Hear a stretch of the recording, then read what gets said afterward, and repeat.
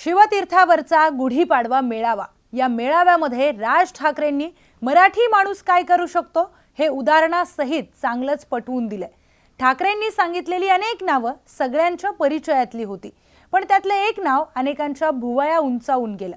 ते नाव होतं मान्यवर कांशीराम यांचं। हे नाव का खास आहे आणि कोण आहेत कांशीराम हेच आपण पाहूयात या व्हिडिओच्या माध्यमातून।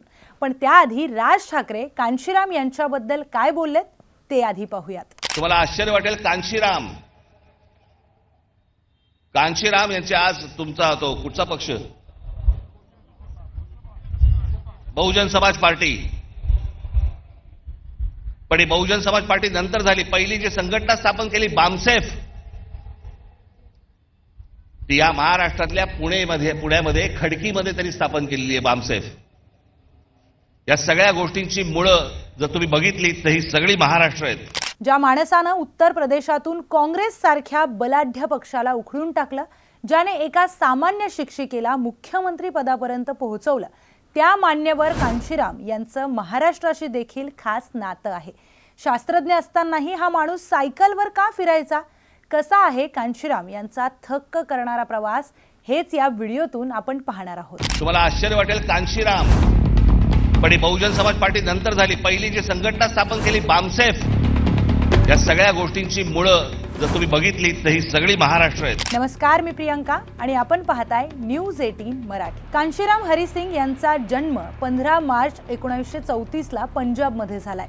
त्यांनी पदवीपर्यंतचं शिक्षण पूर्ण केल्यानंतर ते DRDO मध्ये शास्त्रज्ञ म्हणून रुजू झाले। 1958 साली त्यांची पुण्यामध्ये बदली झाली आणि इथूनच त्यांचं अख्खं आयुष्य पालटलं।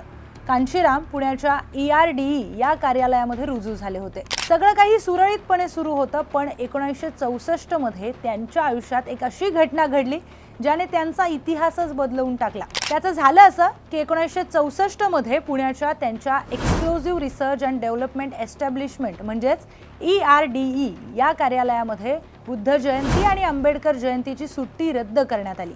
या गोष्टीला दीन भाना नावाच्या एका दलित कर्मचाऱ्याने विरोध केला, त्यामुळे त्याला अपमानितही करण्यात आलं। कांशीराम यांनी त्या कर्मचाऱ्याची बाजू घेतली आणि या मनमानी विरोधात लढा दिला। पुण्यातल्या याच घटनेने कांशीराम यांचं विचार विश्व बदललं। कांशीराम विचार करत होते की जर एका सुशिक्षित कर्मचाऱ्याला इथे मान मिळत नसेल तर बाहेर सामान्य माणसाचं काय, त्यांचे किती हाल असतील।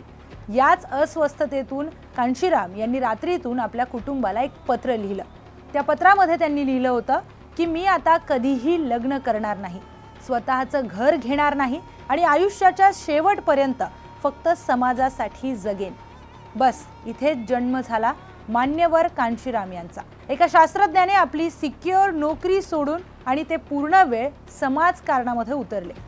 महाराष्ट्रामध्ये राहून त्यांनी महात्मा फुले, राजश्री शाहू महाराज आणि डॉक्टर बाबासाहेब आंबेडकरांच्या विचारांचा सखोल अभ्यास केला। त्यातून त्यांना कळालं की इथला समाज विखुरलेला आहे, त्याला एकत्र करणं हे गरजेचं आहे। याच विखुरलेपणातून कांशीराम यांनी 2 मोठ्या संकल्पना देशाला दिल्यात। पहिली बामसेफ म्हणजेच backward and minority communities employees federation. यातून त्यांनी सरकारी नोकरीतल्या सुशिक्षित दलित बहुजनांना एकत्र केलं आणि त्यांना पे बॅक टू सोसायटी हा मंत्र दिला। आणि संकल्पना होती बहुजन हो ही ओळख। अनुसूचित जाती, जमाती, OBC आणि अल्पसंख्याक या 85% समाजाला त्यांनी बहुजन या एका शब्दाखाली एकत्र आणलं। त्यांनी सायकलवरून हजारो किलोमीटरचा प्रवास केला। त्यांचा नारा होता, ज्याची जेवढी संख्या भारी त्याची तेवढी हिस्सेदारी। या एका नाऱ्याने प्रस्थापित राजकारण्यांच्या पायाखालची जमीनच सरकली। 1984 मध्ये त्यांनी बहुजन समाज पार्टी म्हणजेच BSP ची स्थापना केली। त्यातूनच भारतीय राजकारणामध्ये एक नवीन शक्ती उदयाला आली। कांशीराम यांचं स्पष्ट मत होतं की सत्ता ही सर्वसामान्यांची गुरुकिल्ली आहे। जोपर्यंत तुम्ही राज्यकर्ते बनत नाही तोपर्यंत तुमचं भविष्य बदलणार नाही। त्यांनी मायावतींसारख्या एका सामान्य कुटुंबातील महिलेला नेतृत्वाची संधी दिली आणि उत्तर प्रदेशामध्ये स्वतःची सत्ता आणून दाखवली। आज राज ठाकरे यांनी त्यांच्या नावाचा उल्लेख का केला?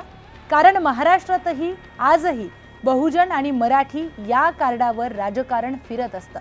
कांशीराम यांनी ज्या प्रकारे शून्यातून विश्व उभं केलं तो इतिहास आजच्या नेत्यांसाठी आणि तरुणांसाठी खरोखरच अभ्यासाचा विषय आहे. आपल्याला याबाबत काय वाटतं? आपलं मत कमेंट करून नक्की सांगा आणि व्हिडिओ आवडला असेल, कहाणी प्रेरणादायी वाटली असेल तर शेअर करायला विसरू नका.